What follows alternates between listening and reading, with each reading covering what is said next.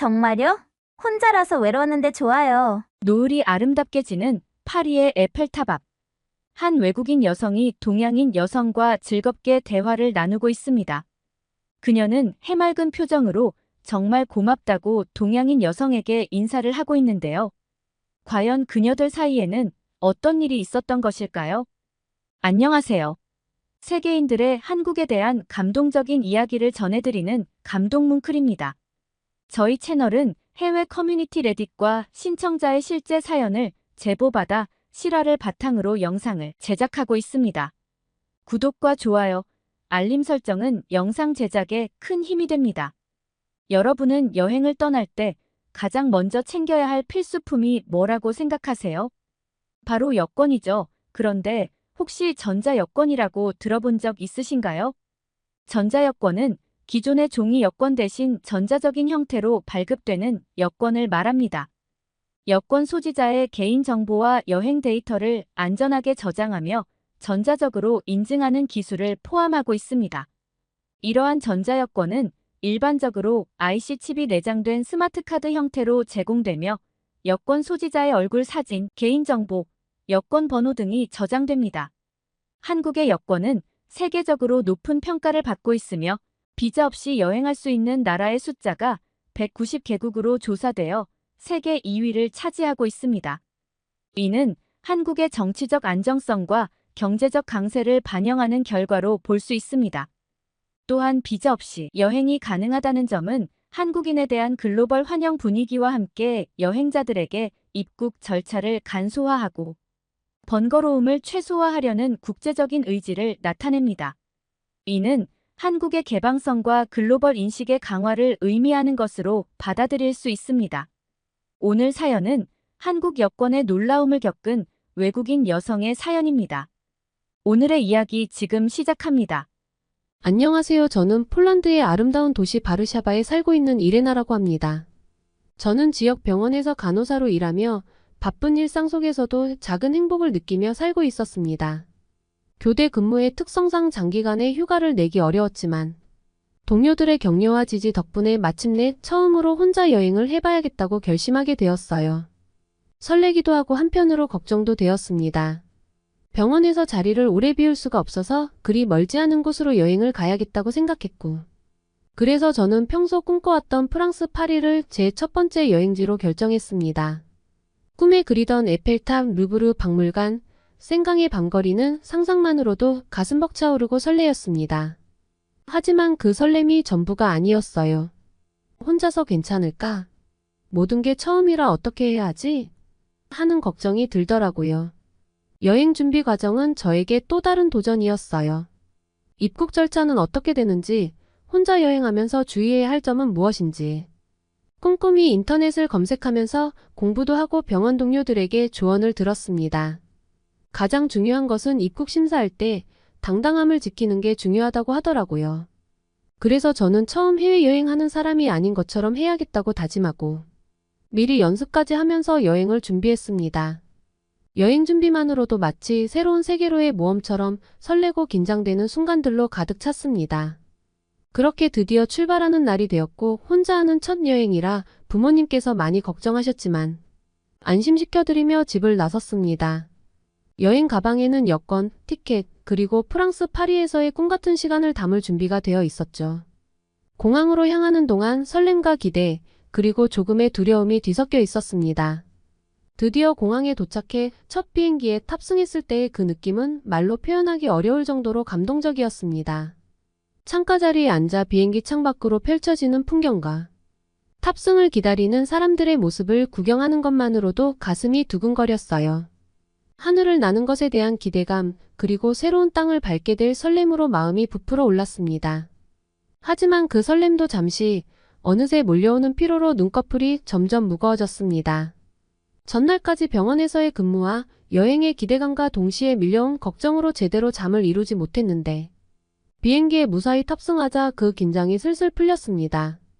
비행기의 부드러운 진동을 배경 삼아 저는 잠시나마 모든 걱정과 설렘에서 벗어나 편안한 휴식을 취할 수 있었습니다. 창밖의 세계와 비행기 안의 소소한 풍경들을 눈에 담으려 했지만 결국 저는 그 모든 것을 배경 삼아 조용히 잠이 들고 말았어요. 제가 눈을 떴을 때는 1시간쯤 지나 있었습니다. 기내는 아주 고요했습니다. 주변을 둘러보니 승객들 대부분이 책을 읽거나 조용히 잠들어 있어서 저도 편안함을 느끼며 잠시나마 달콤한 휴식을 취할 수 있었습니다. 제 옆자리에는 동양인 승객이 앉아 있었는데 병원에서 제일 친한 동료가 K-팝과 한국 문화, 한글에 관심이 많아 평소 휴식 시간에도 같이 유튜브로 많이 접해왔기에 저는 그 동양인들이 한국인이라는 사실을 시간이 얼마 지나지 않아 알 수 있었습니다. 탑승 전 좌석을 찾지 못하고 헤매던 제게 친절하게 길을 알려준 사람이 바로 옆자리 승객 아이의 부모님이었다는 것을 알게 되었습니다. 그 아이가 유독 귀여워서 기억에 남아 있었거든요. 신이 나 있는 아이를 보며 가족 여행을 가나보다 혼자 생각했습니다. 그러면서 집에 계신 부모님 생각이 나더라고요. 부모님께서도 해외여행은 한 번도 해본 적이 없으신데 이번에 프랑스에 다녀오면 저도 부모님과 함께 여행을 가야겠다고 그 한국인 가족을 보며 생각했어요. 그렇게 아이를 보며 생각을 하던 찰나 아이가 잠에서 깨어나 호기심 가득한 눈빛으로 주위를 둘러보기 시작했습니다. 아이의 눈길이 제게 머물렀을 때 저도 모르게 손을 흔들어 주었습니다. 아이도 수줍은 듯 웃으며 미소를 건네는데 그 모습에 제 마음까지 따뜻해졌습니다. 아이의 부모님과 나눈 간단한 대화 속에서 저는 그들이 한국에서 프랑스로 가족여행을 간다는 사실을 알게 되었습니다. 저의 조심스러운 한국어 시도에 아이 부모님은 환하게 웃으며 반겨주었습니다. 그 순간 저는 외국인임에도 불구하고 언어와 문화의 벽을 넘어 소통할 수 있는 특별한 경험을 하게 되었습니다. 아이의 어머님은 영어에도 능통하셔서 우리는 잠시 동안 서로의 일정에 대해 공유하게 되었습니다. 저의 첫 해외여행을 응원하신다고 하면서 여러 곳을 다니며 많은 경험을 쌓는 게 인생에 있어서 큰 재산이라는 말씀도 해주셨습니다. 그렇게 대화를 나누다 보니 어느새 비행기는 프랑스 샤를드골 공항에 착륙했습니다. 비행기에서 내리자 프랑스의 입국 심사가 기다리고 있었습니다. 저는 프랑스의 입국 심사가 얼마나 까다로운지에 대해 벌써 귀가 따갑도록 들었던 얘기들이 떠올랐습니다.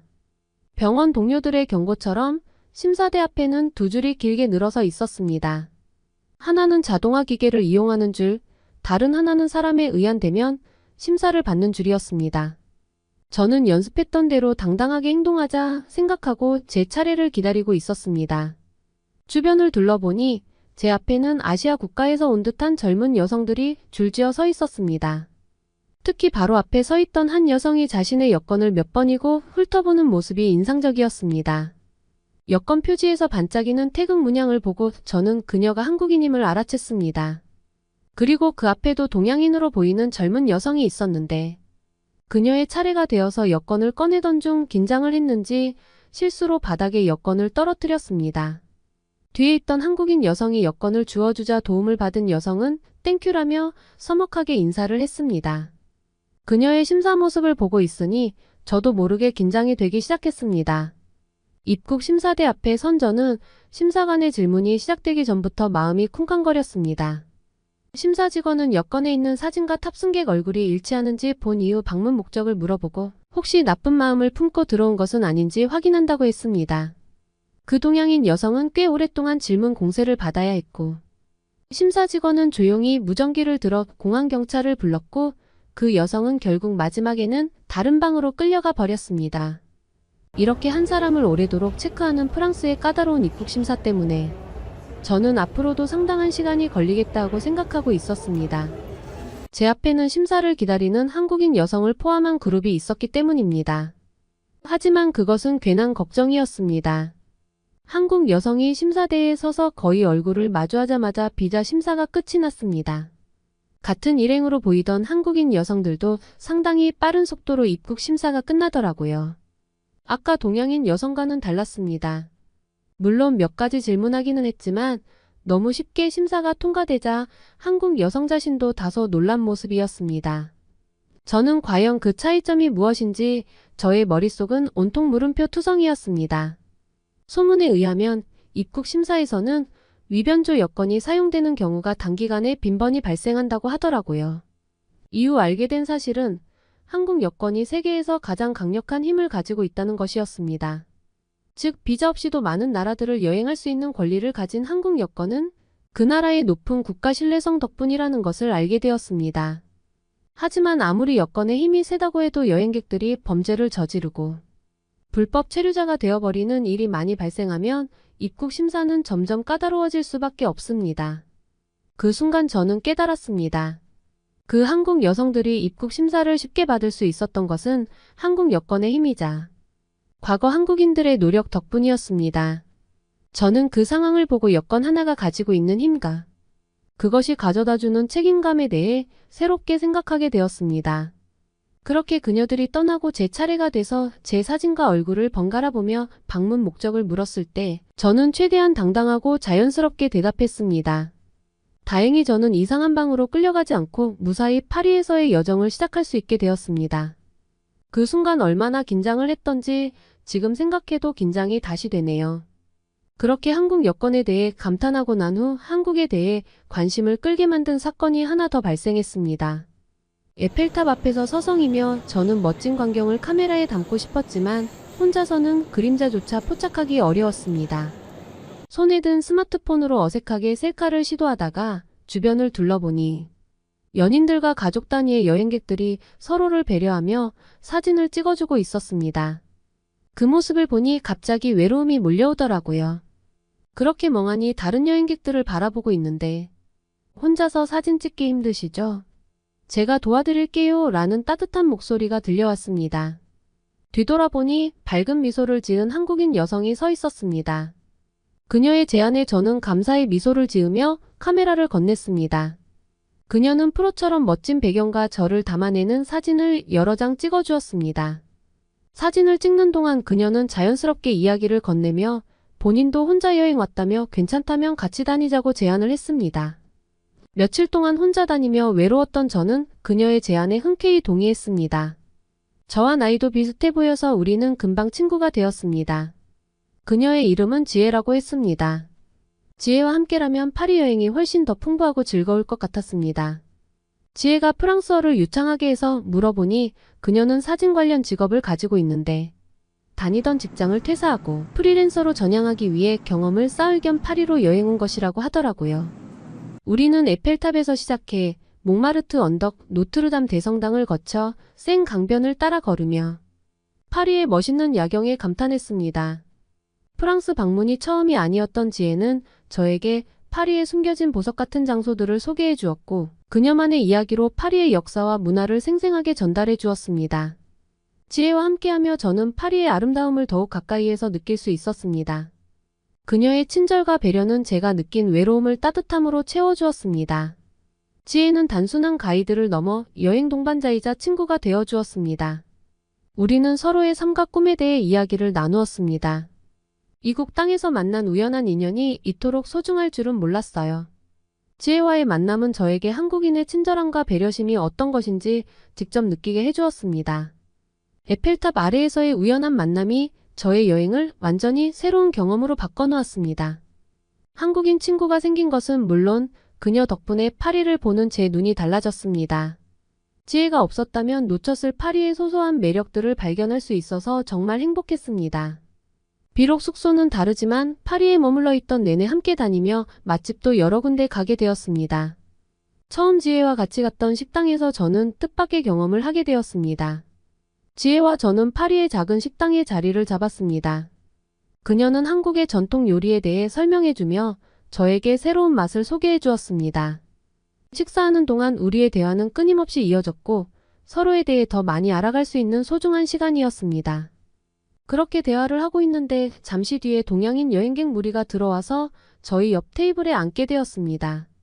그들은 앉자마자 옆 테이블에 피해를 줄 만큼 시끄럽게 떠들었고 저는 신경이 쓰이기 시작했습니다. 지혜의 표정을 보아하니 한국인은 아닌 듯 싶었습니다. 그들 때문에 앞자리에 앉아있던 손님들도 뒤를 계속 쳐다보더라고요. 지혜와 식사를 다 하고 일어났는데 저는 제 앞에 펼쳐진 광경을 보고 믿을 수 없었어요. 지혜와 인사를 나누던 한국인 테이블은 식사를 한 뒤 뒷정리가 쉽도록 테이블 위를 최대한 깔끔하게 정리를 해놨더라고요. 그들은 사용한 식기를 잘 정돈하고 테이블 위에 쓰레기까지도 깔끔하게 치워놓았더라고요. 의자도 가지런히 정리를 다해두고 나간 것이었습니다. 그 모습은 마치 자신이 사용한 공간에 대한 책임감과 배려가 담겨있는 듯 했습니다. 반면 조금 전에 큰 소리로 떠들고 시끄럽던 그 동양인들의 자리에는 마치 토네이도가 휩쓸고 지나간 것처럼 엉망이더라고요. 테이블 위는 지저분했으며 바닥에 떨어진 포크와 냅킨은 물론이고 의자도 다른 손님들이 피해가 갈 정도로 통행하기 힘들게 길을 막아둔 그 상태로 그대로 사라진 것이었습니다. 그 차이는 마치 문화적 배경의 차이를 그대로 보여주는 것 같았습니다. 저는 그 장면을 보며 아시아 내에서도 문화적 차이가 크다는 것을 실감했습니다. 저는 지혜에게 같은 아시아 국가인데도 이렇게 확연히 다를 줄은 정말 몰랐다고 조심스럽게 말을 꺼냈습니다. 그러자 지혜는 한국에서는 누군가의 뒤를 생각하는 마음이 중요하다고 배워 자신이 사용한 공간을 깨끗하게 유지하는 것은 다음 사람을 위한 배려라고 생각해 라고 말하더라고요. 그녀의 말에서 한국인의 섬세한 배려와 예의를 느낄 수 있었습니다. 식당에서의 일을 떠올리며 저는 단순한 문화적 차이를 넘어 사람들 사이의 상호 존중과 배려에 대해 다시 한번 생각하게 되었습니다. 지혜와 함께한 이 시간은 제 여행의 가장 소중한 순간 중 하나로 남았고 파리에서의 모든 경험이 저에게 깊은 인상을 남겼습니다. 또한 지혜에게서 세상에 대한 다양한 시선을 배우게 되었습니다. 저는 지혜를 통해 한국인의 문화와 그들의 따뜻한 마음씨를 더 깊이 이해하게 되었으며 이러한 배려심이 세상을 더 아름답게 만든다는 것을 깨달았습니다. 여행의 마지막 날 우리는 서로의 SNS를 교환하며 계속 연락하고 지내기로 했습니다. 지혜는 제가 한국으로 여행 오게 되면 가이드를 해준다고 꼭 한국으로 놀러오라고 하더라고요. 지혜의 그 말에 저는 마음속으로 이미 한국 여행을 꿈꾸기 시작했어요. 파리에서의 이 멋진 만남이 앞으로의 저의 여행에 얼마나 큰 영향을 미칠지 저는 벌써부터 그날을 기대하고 있습니다. 그렇게 지혜와 헤어진 후 저는 혼자만의 시간을 가지며 파리의 거리를 걸었습니다. 에펠탑 아래에서 만난 친절한 한국인 지혜 덕분에 저의 첫 여행은 훨씬 더 의미 있고 특별한 추억으로 남게 되었습니다. 그녀의 배려와 친절이 제 마음속에 따뜻한 기억으로 오래도록 남을 것 같습니다. 이번 프랑스 여행은 제게 단순히 새로운 풍경을 경험하는 것 이상의 의미를 주었습니다. 공항에 처음 발걸음을 내딛는 순간부터 한국 여권의 위상을 목격했고 지혜와 같은 한국인의 따뜻한 친절과 배려를 직접 경험하면서 저는 많은 것을 느끼고 배울 수 있었습니다.